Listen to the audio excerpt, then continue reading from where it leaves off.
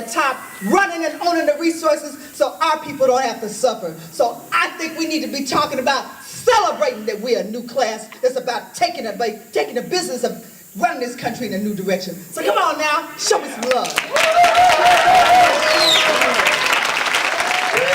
Those up in this room already know, you already heard from earlier speaker, who and what is the problem. But I want to kind of bring it home. What kind of bum is it that you got one of the 8th largest economies on the planet and they swear we got no money, we got to kick the old ladies to the curb, put the disabled and the poorest and disabled people with no health care, take their money so that the 8th largest economy in the world can be richer so we poor people can keep feeding them up to the top.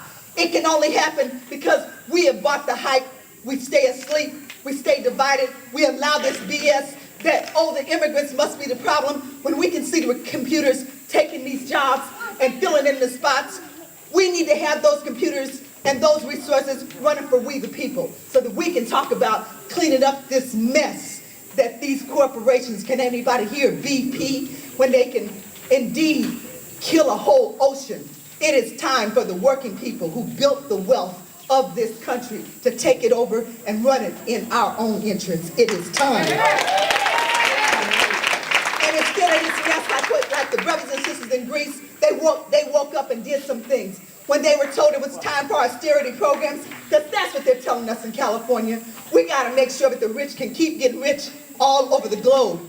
They didn't accept that. They tore up some things. They shook up some things. They said if we're not going to eat, if we're going to live in the street, if things are going to go that way, then there's not going to be business as usual. And we, sisters and brothers, are about talking about how do we not have business as usual, but more importantly, how do we construct a new society based on each one of us having our needs met. But they didn't start with asking the politician, how much are you willing to give my children? They started with, this is what my children need. I got 30 seconds, so I got to close this out. We are dealing with global capitalism. We are dealing with the various ways that they tell our people that this crisis is on our back. We are here to say that when we consider, let me just tell you, in my state alone, when they're lying and saying there's no money, then you know they're lying.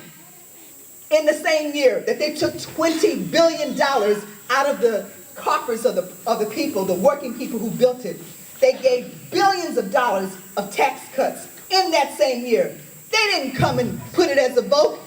That's my cue. They didn't put it as a vote, sisters and brothers, but in fact what they did is they cut their backroom deals. Now if they cut their backroom deals, what does that tell you you gotta do? You gotta get in the streets, we gotta teach each other, we gotta raise up that the time is now to eliminate poverty and make our issues and take this world over and to start with this country, that the people who built it must run it. Thank you.